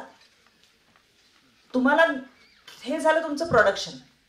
आता तुम्ही प्रोडक्शनवर जाताना कंपोजिशन बघाल, मुवमेंट्स बघाल, सिक्वेन्स शूट करा, आणि त्यानंतर एडिटिंगसाठी तुमच्या डोक्यात असलं पाहिजे, कारण एडिटिंगमध्ये काय मला क्रिएट करायचं आहे, माझ्या स्टोरीची जान किती आहे, 3 मिनिटाची करायची, 6 मिनिटाची करायची आहे, 1.5 मिनिटाची करायची आहे का, क्विक एक हे करायचं आहे. रिपोर्टिंगचे फॉर्मॅट्स काय आहेत, मी वॉक थ्रू करणार आहे, वॉक्सपॉप करणार आहे, चौपाल करणार आहे, किंवा आणखी काय करणार आहे. रिपोर्टिंगचा फॉर्मॅट वेगळा आहे, स्क्रिप्टिंगचा फॉर्मॅट वेगळा आहे. स्क्रिप्टचा जो फॉर्मॅट आहे तो ABC आहे किंवा P2G आहे, आणि रिपोर्टिंगचे जे फॉर्मॅट्स आहेत ते वेगळे आहेत. त्याच्यामध्ये तुम्ही रिपोर्टिंगचे जे फॉर्मॅट्स करता त्यामध्ये तुम्ही एक तर न्यूज पॅकेज करणार आहे का, वॉक्सपॉप करणार आहे का. वॉक्सपॉप म्हणजे काय, लोकांचे रॅन्डम इंटरव्ह्यूज. सिनेमा छावावरती तुम्ही बघितलं की लोकांचे क्विक क्विक क्विक घेतात. वॉक्स पॉप्युली म्हणजे voice of people, what people have to say, ते आपण घेतो. त्याच्यामध्ये 10, 15, 20 आणि खूप चालतात वॉक्सपॉप्स. एक तुम्हाला सांगते की 2019 मधला एक वॉक्सपॉप खूप गाजला, म्हणजे असे बरेच गाजत असतात मध्ये मध्ये. तसं की त्या इलेक्शनला काय झालं की पेट्रोलची किंमत झाली होती 100 टच केली होती. 100 कधी टच करते, 100 कधी टच करते, एकदाची झाली 100 टच. आणि तेव्हा आम्ही पेट्रोल पंपावर जाऊन वॉक्सपॉप लोकांचे जे आहे ते, आणि ते क्विक असतात, बाईट पट पट पट घेता, फ्रेममध्ये लावतात, त्यांनाच फ्रेममध्ये तुम्ही दिसत पण नाही. एका जणांनी सांगितलं की अरे आम्ही त्याला विचारत होतो की बाबा पेट्रोल महाग झालंय काय, तर पेट्रोल 200 रुपये लिटर झालं तरी चालेल, पण राष्ट्रीय सुरक्षेच्या मुद्द्यावर मी हेच सरकार निवडणार. बरोबर. तर असं त्यांनी सांगितलं. तुम्ही बघा ना, त्याला एलिमेंट आहे तो मोठा, की लोक असं काहीतरी बोलून जातात, ते खूप महत्वाचं असतं आणि ते खूप व्हायरल होतं नंतर, ते खूप गाजतं. तुम्ही बघा, तुम्ही व्हायरल व्हिडिओ सगळे जर बघितले तर एक आमच्या शॉर्ट आहे, एक रील केलेलं होतं आम्ही, ते इतकं झालंय की त्याला 6 मिलियन व्ह्यू आले. 6 मिलियन व्ह्यू, 6 आता अजून क्रॉस झाले असतील. आणि मला दरवेळी जेव्हा मी दर महिन्याचं अनालिटिक्स काढते तेव्हा मी त्या व्हिडिओला, त्या शॉर्टला, अरे थांब, दुसऱ्या व्हिडिओजना पुढे जाऊ दे असं म्हणायची वेळ येते. काय होतं माहिती का तो शॉर्ट किंवा तो रील? एकदम सोपं. ती एक बाई बसमध्ये बसलेली आहे, रंग लावलेली नोट आहे, आणि ते कंडक्टर घेईना ती रंग लागलेली नोट. वर्ध्याच्या माझ्या स्टिंगरनी पाठवलेली ती स्टोरी आहे, आणि ती सगळ्याच रिपोर्टरकडे असेल ती. आणि ती म्हणते की ते मोदींना जाऊन सांग ती रंग लावलेली नोट काय माझ्या घरी छापली का, असं काहीतरी ती बोललेली आहे. इतकं छोटंसं आहे ते. 6-7 मिलियन व्ह्यूजच्या वरती गेलेले आहेत त्याला आता. आणि तो व्हिडिओ माझा नेहमी टॉपमध्ये दिसायला लागला की मला खरं चांगलं वाटायला पाहिजे, पण मला दुसरे व्हिडिओ वर जायला पाहिजेत. एकच तुमचं चालत राहिलं सारखं तर बरोबर नाही. याचा अर्थ तुम्ही नवीन असं काही आणलं नाही जे त्याला बीट करू शकेल, बरोबर? तर असं काहीतरी चालत असतं, ते वॉक्स पॉप झाले. नंतर तुम्ही जेव्हा टिकटॅक किंवा 1 to 1 करता तेव्हा ते क्विक क्विक क्विक टिकटॅक असतात, पण ते करताना सुद्धा कसे केले पाहिजेत, तुमचा कॅमेरा कसा चालला पाहिजे, हे फार महत्वाचं आहे. आणि टिकटॅक म्हणजे तुम्ही चालता चालता इंटरव्ह्यू. आता सुप्रिया सुळेंचा मी जेव्हा पहिल्यांदा इलेक्शन लढत होत्या तेव्हा सुप्रिया ताईंचा मी एक इंटरव्ह्यू केलेला होता, आणि तेव्हा मी त्यांना म्हणलं की त्याच्यात खबर काय हेही कळलं पाहिजे. तेव्हा मी त्यांना म्हणाले की जे काय प्रश्न आहे, नवीन पहिल्यांदाच राजकारणात आला, बारामतीसारखी सेफ सीट आहे, मग आता काय तुमच्यात आणि वडिलांमध्ये स्पर्धा आहे का, की कोण, कारण पवारसाहेब म्हाडामधून लढणार होते, की कोण जास्त मार्जिननी जिंकतं, ही लेक आणि बाप लेकात स्पर्धा आहे का, वगैरे वगैरे वगैरे. क्विक क्विक क्विक टिकटॅक म्हणजे चालता चालता तुम्ही करणारा क्विक इंटरव्ह्यू. आणि मी त्यांना शेवटी विचारलं की तुम्ही वडिलांच्या पावलावर पाऊल ठेवून राजकारणात आलात, तर तेव्हा माझ्या कॅमेरा पर्सननी बरोबर लो अँगल घेऊन त्यांचं आणि माझं चालतानाचं शॉट्स घेतले, आणि तो पुन्हा वर आला, पुन्हा आमच्या चेहऱ्यावरती त्यांनी कॅमेरा आणला. आणि त्यांना मी एक प्रश्न विचारला की वेदर म्हणजे तुम्हाला वडिलांच्या पावलावर पाऊल ठेवून आलात, पण तुम्हाला तुमच्या पक्षाव्यतिरिक्त आणि वडिलांव्यतिरिक्त कोण नेता आवडतो? त्यांनी उत्तर दिलं अटल बिहारी वाजपेयी.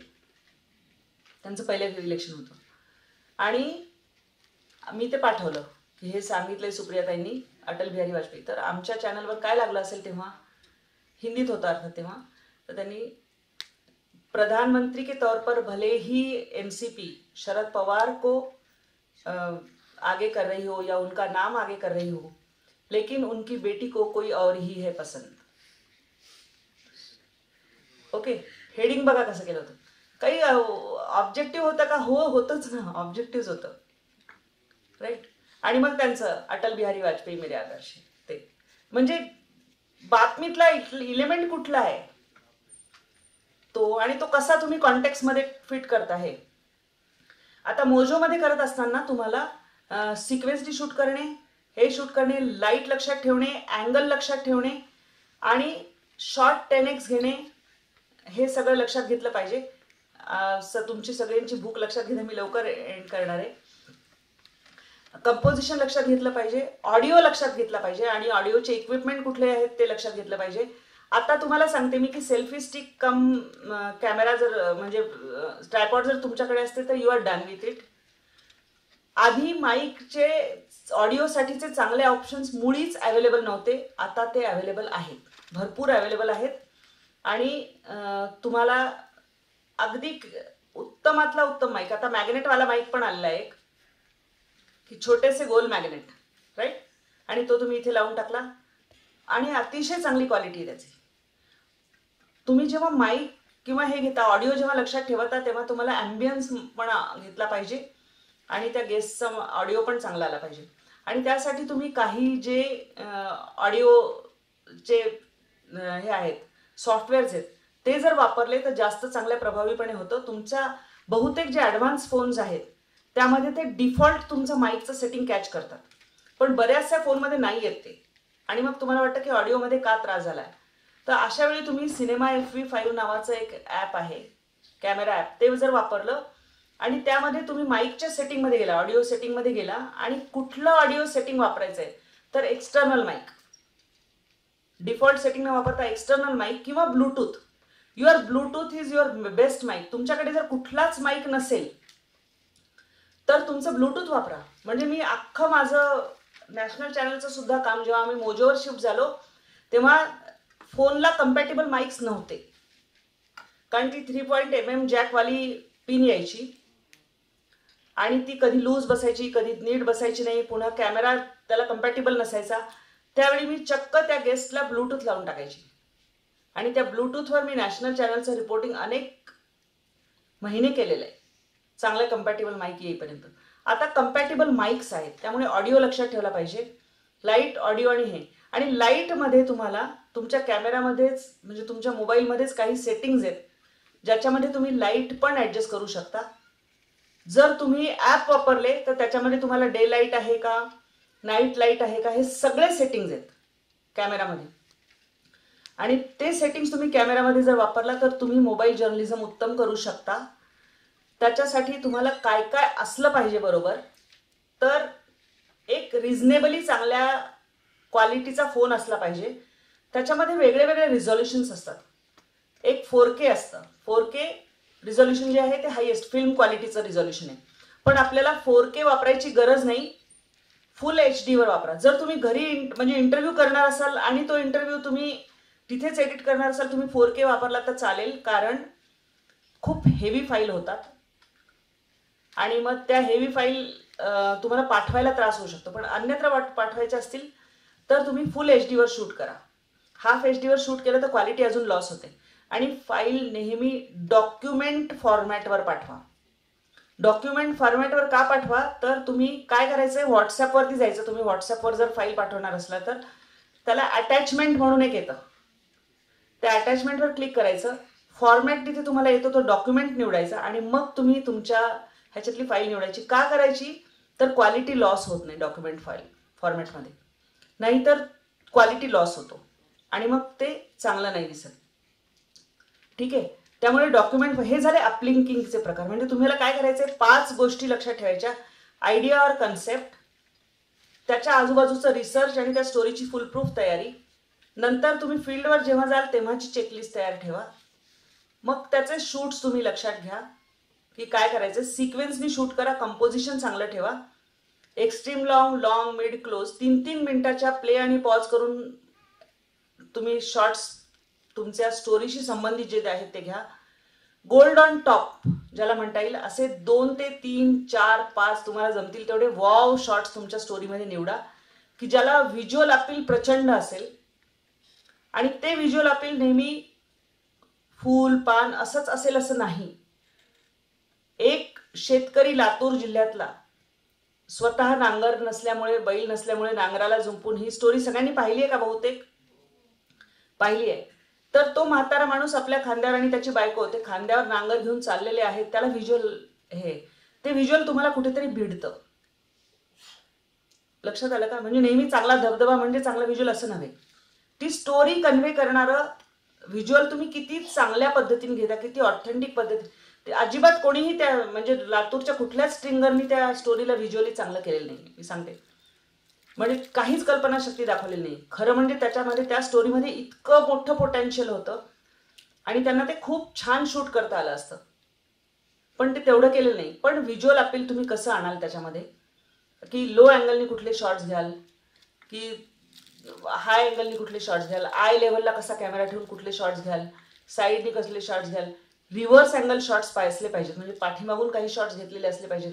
बाळासाहेब ठाकरे नेहमी सांगायचे, स्टेजवर बोलवायचे सगळ्या फोटोग्राफरला आणि मागून शॉट घ्यायला लावायचे की दाखव ती सभा. बरोबर. राज ठाकरेंना बरोबर कळतं. राज ठाकरेला मतं त्यांच्या पक्षाला काय मिळतात वगैरे हा चर्चेचा विषय नाही, पण त्यांना हे बरोबर कळतं. पब्लिक सायकोलॉजी खूप चांगली कळते आणि हे खूप चांगलं कळतं. स्वतःचं नाव चर्चेत कसं राहील ह्याचे मुद्दे बरोबर कळतात आणि व्हिज्युअल अपील अतिशय कळतं काय केलं पाहिजे ते. त्यामुळे ते पण तेच बाळासाहेबांचे करतात. तुम्ही बघा की सगळी स्टाईल किंवा सगळं हे व्हिज्युअल अपील मागून येऊन फ्रेमिंग विदिन द फ्रेम हे तुम्हाला अनेक ठिकाणी सापडतं. ओके. आणि रीडिंग लाईन्स,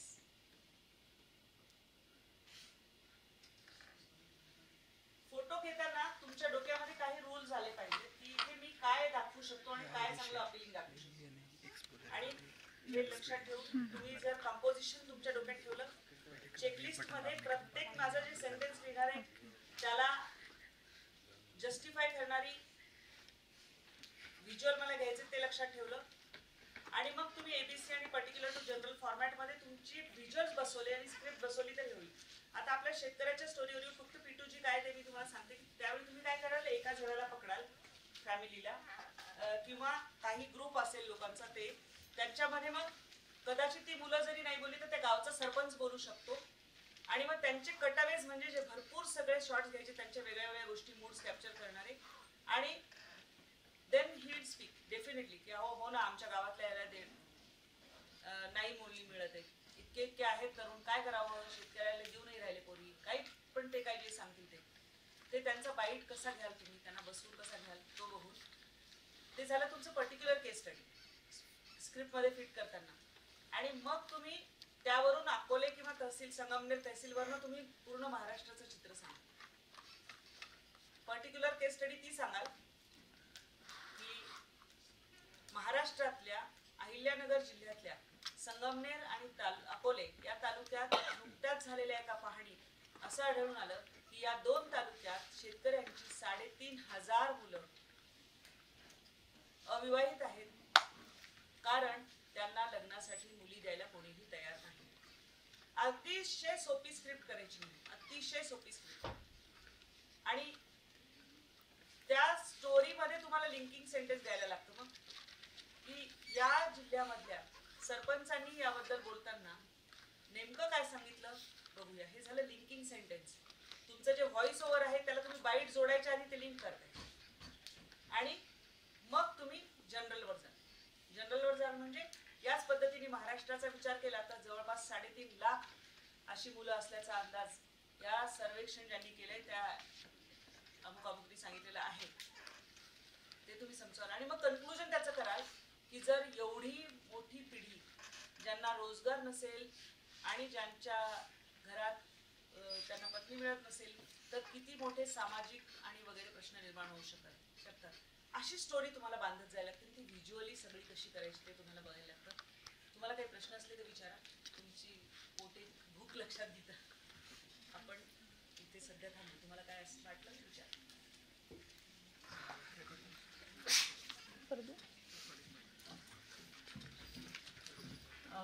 खूप घाई होती, तसे 3 तास कमीच पडतात. खरं तर हे वर्कशॉप 3 दिवसाचं असायला हवं. 3 दिवसाचंच असतं.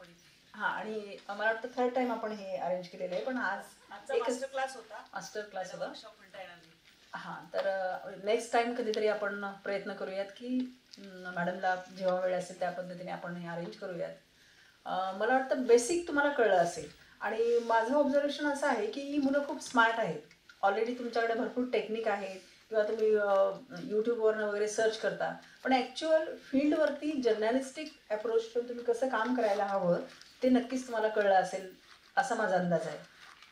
तुमच्याकडे टेक्नॉलॉजी आहे, पण ती कशी वापरायची आणि स्टोरीज कशा शोधायच्या याची आयडिया तर नक्कीच मिळाली असेल. फक्त आता मुलं प्रश्न विचारायच्या आधी माझाच एक प्रश्न आहे. मुलांकडे आयडियाज आहेत, पण प्रत्यक्ष काम करताना आणखी नवीन आयडियाज तरी कशा शोधाव्यात किंवा विषय कशा पद्धतीने शोधावेत याचं आपल्याकडे काय वाटतं? विषयामध्ये 2-3 गोष्टी आहेत की तुम्हाला गुगल ट्रेंड्स मिळतात आणि तुमच्या आजूबाजूच्या घटना ज्या आहेत त्याकडे सजगतेने पाहिलं पाहिजे आणि त्या घटनेचा पुढे काय होणार ते वास घेतला पाहिजे. ओके, आणि त्याच्यावर शिफ्ट व्हायला पाहिजे. आता आम्ही शहर टू शहर स्ट्रॅटेजी बदलतो बऱ्याचदा, आणि माझे सगळे जे बातमी देणारे ग्राउंड झिरोचे लोक आहेत त्यांना मी काय चालतंय ते बघून पटकन सांगते, किंवा आदल्या रात्री आमचं सगळं प्लॅनिंग झालेलं असतं. मराठी अमराठीचा मुद्दा चालणार आहे, वेव्हज येत असतात बघा तुम्ही लक्षात. मराठी अमराठीचा मुद्दा चालणार आहे. याच्यामध्ये काय होतं की तो तुम्हाला सेन्स आला पाहिजे की त्या बातमीचं पुढे काय व्यापक होणार आहे. सुहास आपले बडगुजर जे होते त्या ह्याच्यातले नाशिकमधले, ते जेव्हा एका पक्षातून दुसऱ्या पक्षात जातात तेव्हा त्याचे पुढे काय परिणाम होणार. सुधाकर बडगुजर ते बीडची घटना मस्साजोगचं जेव्हा झालं होतं प्रकरण, ज्या दिवशी पहिल्या दिवशी झालं ते प्रकरण, त्या दिवशी मी आमच्या बीडच्या माणसाला अलर्ट केलं होतं की हे पुढचे 6 महिने गाजवणार आहे महाराष्ट्र.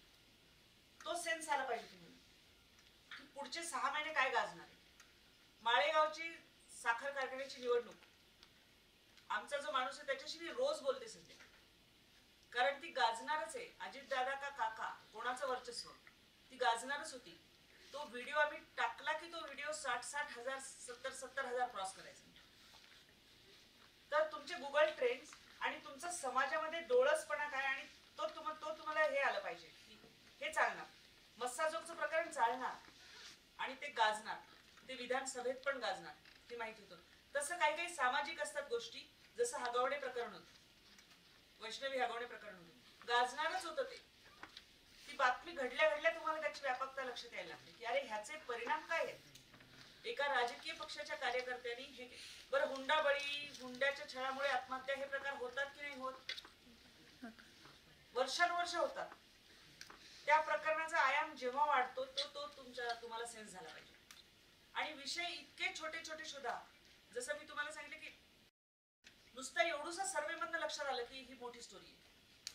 एका शेतकरी फक्त स्वतःला, कितीतरी शेतकरी आपल्याकडे दारिद्र्यामध्ये, पण ती लातूरची स्टोरी गाजते तुम्ही बघा. आणि सगळे शेतजण तिकडे जात आहेत, म्हणजे थोड्या दिवसांनी मुख्यमंत्री जातील कदाचित आणि त्याला काहीतरी देतील, त्याला बैलजोडी मिळाली, त्याला हे मिळालं. त्याला समाजामध्ये समाजाला काय भिडू शकतं, त्याच्यात मी तुम्हाला एक फॉर्म्युला सांगितलं होता, what is there in it for them. तो फॉर्म्युला अप्लाय करा तुम्ही. What is there in it for them, त्यांच्यासाठी काय यायचं. त्यांना शॉकिंग व्हॅल्यू आहे, शॉकिंग व्हॅल्यू खूप चालते, शॉकिंग व्हॅल्यू खूप चालते. एकनाथ शिंदे जाऊन नातवाशी खेळतात, प्रत्येक आजोबाने नातवाशी खेळलंच पाहिजे ना, एवढं काय त्याच्यात. शेतात काम करणारे हजार उपमुख्यमंत्री तिथे जाऊन ते शेतावरती जातो आणि ते हे करतो, गाजतं, शॉकिंग व्हॅल्यू असते. तर काही गोष्टीला युनिकनेस असतो, काही गोष्टीला शॉकिंग व्हॅल्यू असते, काही गोष्टीला त्यांच्या उपयुक्त काहीतरी माहिती असते. ह्या गोष्टी चालतात आणि रोज ट्रेंड बघितला पाहिजे, रोज ट्रेंड बघितला जातो. आता यांना मी जेव्हा बोलते तेव्हा त्यांना माहित नसतं की आमचा आदित्य नावाचा एक प्रोड्युसर आहे, तो रोजचे सगळे ट्रेंड चेक करतो आणि तो आज हे चालणार हे सांगतो आणि ते खरंच चालतं. यासाठी कोणता मीडिया रोज आपण पाहायला पाहिजे. एक युट्यूब ट्रेंड्स आहे, गुगल ट्रेंड्स आहे, एसईओ म्हणून, एसईओ मध्ये बरेच जण बघतात आणि त्याच्यामध्ये ते अक्षरशः आम्हाला कीवर्ड्स आणि हे काढून देतात की हे चालणार. एवढंच नाही, कुठल्या वेळेला कंटेंट चालतो. आता कितीतरी आम्हाला सांगतात की हे लावलं नाही, कारण ती त्यावेळी लावून फायदाच नसतो. आता तुम्हाला युट्यूब अनालिटिक्स इतकं इनडेप्थ देतं अनालिसिस की आम्हाला हे माहिती असतं की आमचा कंटेंट 11 वाजता बघितला जातो, आमचा कंटेंट 3:30 वाजता बघितला जातो आणि आमचा कंटेंट 6 वाजता बघितला जातो. आता नवी जी पॉलिसी इम्प्लिमेंट होतीये त्यानुसार जे कमीत कमी 3 प्रॉपर बुलेटिन काढतात त्यांनाच जाहिराती सरकारशी मिळणार आहे. आणि आता युट्यूबने पण धोरण बदललंय, जे 15 जुलैपासून लागू होतंय की AI जनरेटेड कंटेंटला एकही जाहिरात मिळणार नाही, लो क्वालिटी कंटेंटला एकही जाहिरात मिळणार नाही. इतकं सगळं बदलतं, ते सारखं लक्षात ठेवायला लागतं, कारण त्याच्यामध्ये जाऊन गाईडलाईन्स तुम्हाला वाचायला लागतात आणि त्या बघून, ट्रेंड बघून, तुमचा दर्शक केव्हा येणार आहे ते बघून. मी 7, 7:30, 8ला मी बुलेटिन करणारच नाही माझ्या चॅनलला, काही महत्वाचं असू दे, कारण तेव्हा सगळे सॅटेलाइट चॅनलवर शिफ्ट झालेले असतात. ते मग ABP वर जातील, ते झी 24 तासवर जातील, तोच आहे टीव्ही बघण्याचा वेळ. बाकीच्या वेळी नाही बघत, बाकीच्या वेळी इथे बघतात, फोन फर्स्टवर बघतात. त्यामुळे माझं प्राईम टाइम बुलेटिन आणि त्यांचं प्राईम टाइम बुलेटिन वेगळं आहे. तर तो टाइम अनालिटिक्स तुमच्या चॅनलचा स्पेसिफिक कळतो तुम्हाला, की अनालिटिक्स ही इतकी भन्नाट गोष्ट आहे की ती सगळी कळते तुम्हाला, ट्रेंड्स कळतात आणि त्याला धरून कंटेंट केला तर तो चाल. What is trending today, trends तुम्हाला वेगळ्या वेगळ्या ह्याचे येतात, इंडिया ट्रेंडिंग, महाराष्ट्र ट्रेंडिंग, असं सगळं तुम्हाला मिळतं आणि टाइम झोन पण मिळतो. तर पोस्टिंग शेड्यूल आम्ही अकॉर्डिंगली करतो. आता इतकं मायन्यूट वर्क करतोय आम्ही आता सध्या की पोस्टिंग शेड्यूल ठरलेलं आहे आमचं, की किती मिनिटांनी पोस्ट करायची, कुठल्या वाजता पोस्ट करायची, एखादी बातमी कितीला ट्रॅक्शन येणार. तुमचे काही प्रश्न असतील तर विचारा. मला वाटतं बऱ्याच गोष्टी तुम्हाला नव्याने कळलेल्या आहेत, जसं युट्यूब पॉलिसी. बरेच एकच मिनिट बरेच विद्यार्थी युट्यूब चॅनल चालवतात, म्हणजे सहज बसल्या बसल्या त्यांचं सुरू होतं आणि सगळे टीम एकत्र होतं आणि ते चॅनल चालवतात. पण त्याचं फ्युचर काय आहे ते पण आपल्याला त्याचा विचार करायला लागेल. त्याची उत्तरं तुम्हाला नक्कीच इथे मिळाली असतील. येस, विचार. हॅलो मॅम, तर मी एक स्टोरी बनवली होती, माझे यूट्यूब चॅनल स्टार्ट करते मी एका मंदिराच्या डॉक्युमेंटरीसाठी. तर त्यावेळेस मी जेव्हा फॉर्मॅट बघितले की मी कोणत्या फॉर्मॅटने माझा व्हिडिओ बनवू शकते की ज्यामध्ये व्हिज्युअल्स येतील, व्हॉइस ओव्हर येतील आणि इन्क्लूड ॲज अन अँकर मला सुद्धा इन्क्लूड करायचं होतं. आता त्यावेळेस माझ्या मनात प्रश्न होते की मी त्या फॉर्मॅट व्हिडिओचा कसा बनवू की जो ऑडियन्सला जास्त इंटरेस्टिंग वाटेल. आता दुसरी स्टोरी चोंढाळ देवीची की जिथे पलंग वापरत नाही किंवा गावाच्या वेशी पलीकडे लग्न लावली जातात. तिथे अनेक म्हणजे जेव्हा पुरुषांना नॉनव्हेज बनवायचं असतं तर ते स्वतः बनवतात, घरामध्ये त्या परंपरा नाही आहेत. तर त्यावेळेस मी व्हिज्युअल्स कसे इन्क्लूड करू शकते आणि अँकरला सुद्धा इम्पॉर्टन्स कसं देऊ शकते की ज्यामुळे ऑडियन्सला ती इंटरेस्टिंग वाटेल स्टोरी. एक म्हणजे तुला आता इथे फॉर्मॅट कुठला वापरायचा ते करायला लागेल. आता तू सगळं ते एक गाव आहे तिथे visual veg non veg actual background conclusion घेऊन जाशील, ABC फॉर्मॅटमध्ये शूट करशील. ॲक्च्युअल काय त्या गावातलं तर हे की मग ते तू एस्टॅब्लिश कसं करशील. सोपी स्टोरी सांगायची तुला. हे आहे महाराष्ट्राच्या, मी काही सांगते, या गावामध्ये तुम्हाला आश्चर्य वाटेल की एकही महिला नॉनव्हेज किंवा म्हणजे मांसाहारी जेवण किंवा स्वयंपाक करत नाही, तर हे या घरातले पुरुष करतात. या मागचं नेमकं काय कारण आहे. मग हे तू जर सांगणार असशील तर तू अँकर म्हणून अँकरलिंग जे स्टोरी अशी गुंफत गेली पाहिजे. तर ते करत असताना तुम्हाला दर्शकांना तुम्ही जेव्हा सांगणार आहात तर तुमची अँकरलिंग काय असली पाहिजे. तर ती अँकरलिंग अशी असली पाहिजे की तुम्ही कॅमेरामध्ये बसून सांगणार आहात की घराघरात महिलांना मांसाहारी स्वयंपाक करताना तुम्ही अनेकदा पाहिलं असेल, परंतु तुम्हाला माहिती आहे का की महाराष्ट्रातलं एक गाव असं आहे की तिथे एकही महिला मांसाहारी स्वयंपाक करत नाही. मग करतं कोण हा स्वयंपाक. चक्क पुरुष करतात. बघूया त्या गावात नेमकं काय आहे चित्र. हुक, ज्याला हुक म्हणतात ना, पहिल्या 10 सेकंदात तुमचा हुक आला पाहिजे स्टोरीचा की तो तुमच्या मागे खेचत जातो. सिंपल बघितलं 3 ते 4 ओळीचा अँकर असतात. 15 सेकंदात तुम्हाला अँकरलिंग सांगता आली पाहिजे. 15-16 सेकंदामध्ये झालं. त्याला गुंफणार. मग व्हॉइस ओव्हर पहिला जेव्हा सुरू होईल तेव्हा हे लाईव्ह झालं तुमचं अँकरिंग. व्हॉइस ओव्हर जो सुरू होईल तो असा होईल की बघूया काय म्हणले आपण. तिथेच ते सूत्र पकडून पुढे गेले पाहिजे स्टोरी. महाराष्ट्रातल्या धुळे जिल्ह्यातलं हे आहे चौंडी गाव. व्हिज्युअल काय correct. Visually think visually always. या गावात जेव्हा आमच्या टीमने प्रवेश केला तेव्हा काय दिसलं बघूया या स्वयंपाकघरात जाऊन. हे स्वयंपाकघर आहे इथल्या किरण पाटील यांचं. त्याचं घर एस्टॅब्लिश केलं, स्वयंपाकघर एस्टॅब्लिश केलं. तुम्ही बघताय की किरण पाटील स्वतः जे काय त्याची सगळी प्रक्रिया आहे आज तिथे चिकन करी बनवते वगैरे. कारण काय आहे की या गावात यांच्या घरात सगळे असले तरी पुरुषच करतात. मग ती स्टोरी अशी गुंफत न्यायची त्याच्यामध्ये. हे तुम्ही ऍक्च्युअल मध्ये सांगितलं. किरण पाटीलचं घर दाखवलं, ते गाव दाखवलं, हे झालं तुमचं ऍक्च्युअल एलिमेंट, आत्ता चालू असलेलं एलिमेंट. मग बॅकग्राऊंड काय, रिसर्च चांगला पाहिजे. मग किरण पाटीलचा एक बाईट येईल, साऊंड बाईट येईल. ते सांगतील की नाही आमच्या घरात मीच करतो कारण वगैरे. मग दुसरा व्हॉइस ओव्हर मध्ये तुम्ही सांगाल की ही प्रथा नेमकी का सुरू झाली हे जाणून घेऊया. आणि मग ते तुम्ही त्याचं बॅकग्राऊंड सांगाल की केव्हा सुरू झालं त्या गावात. काहीतरी कारण असेल, मग ते तुम्ही त्याच्यामध्ये इलॅबोरेट सांगा. आणि मग तिसरं तुमचं कन्क्लुजन असेल ABC. मग फॉर्मॅट कुठला निवडायचा तो बघायचा. P2G निवडायचा. आपण त्या खेतीहार को दुल्हनियामध्ये P2G निवडला, इथे ABC निवडायचं. त्या फॉर्मॅटमध्ये ती स्टोरी सांगता आली पाहिजे. प्रश्न आहे कुणाचा. प्रश्न आहे काय. आपण थांबणार आहोत. काही डाऊट असेल तर एक लगेच गोष्ट क्लिअर करा. सांगते, AI कंटेंट वापरू नका. हा, एक मोठं चॅलेंज आहे सध्या. कारण तुम्हाला AI कंटेंट जर तुम्ही वापरला आणि जर तुम्ही त्याला मी ज्या दिशेने युट्यूबच्या पॉलिसीज बदलत आहेत ते बघते. कम्युनिटी गाईडलाईन व्हायोलेशन नको म्हणून मी किती वेळा ह्या सगळ्या लोकांना रागवते. स्ट्रिंगर्सना सेमी नाही, हे नाही दाखवायचं. मॅडम लोकांना डोक्यातच घुसत नाही की सॅटेलाइट चॅनल काय आणि डिजिटल चॅनल काय, तो फरकच लक्षात येत नाही. आमच्या इथले काही जण इतके वितंड वाद करतात की सगळ्या चॅनलवर दिसलं, मी म्हणते दाखव, पाठवली. मग ते असतात ABC, ABP, Zee, TV9 et cetera et cetera. अरे बाबा, ते सॅटेलाइट चॅनल आहे, ते डिजिटल चॅनल नाही आहे. त्याच्या गाईडलाईन्स वेगळ्या आहेत, आपल्या गाईडलाईन्स वेगळ्या आहेत. इथे आपण एका डोक्यावर कोणाच्या तरी काठी घातलेला हे टाकला, एवढंच नाही, अनेक शब्दांना स्ट्राईक येतो.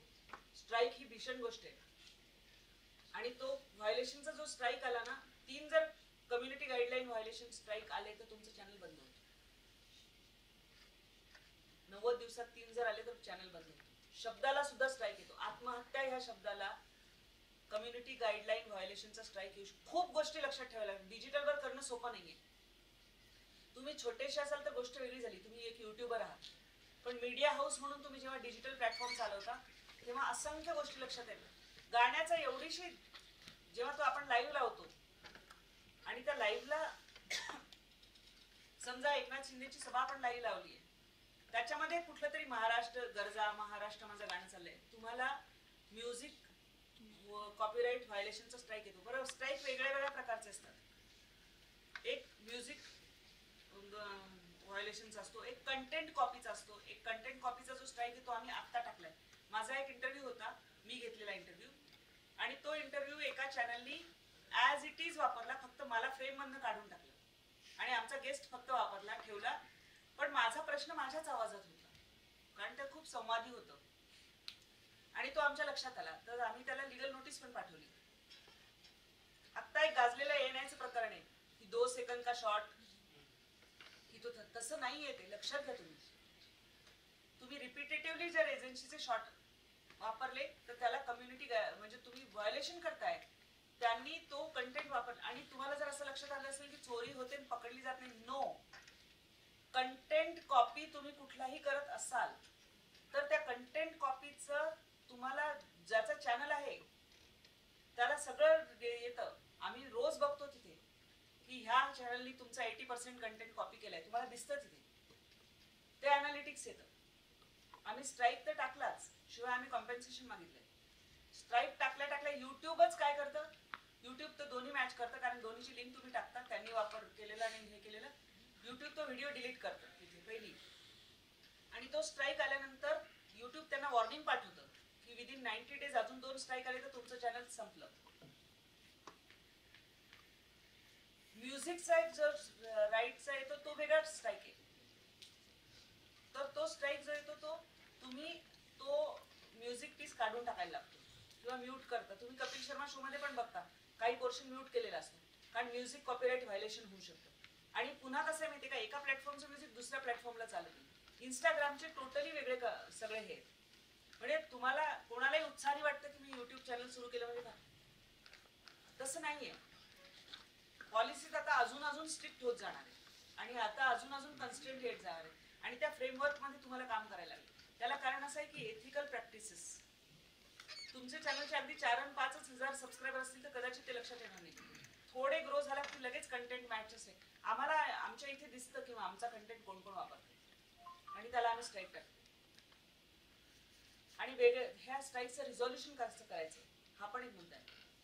हा स्ट्राईक घालवायचा कसा त्याचा मुद्दा आहे आणि तिथे नेमकी उत्तरं काय द्यायची त्याचा एक मुद्दा आहे. की माझा जो ब्रॉडकास्टिंग प्रोडक्शनचा हेड आहे आदित्य, तो सगळं हे रोजच्या रोज कॉपी करतो, रोजच्या रोज मॉनिटर करतो आणि रोजच्या रोज ते रिझॉल्युशन करणं हे त्याचं काम आहे. तर कम्युनिटी गाईडलाईनच्या व्हायोलेशन्स हे ह्याच्या सगळ्या पॉलिसीज तुम्हाला सतत अपडेट राहील. Digital journalism is a very teddy की. हौशेनी चॅनल सुरू कराल तिथपर्यंत ठीक आहे, पुढे बदलून जाणार.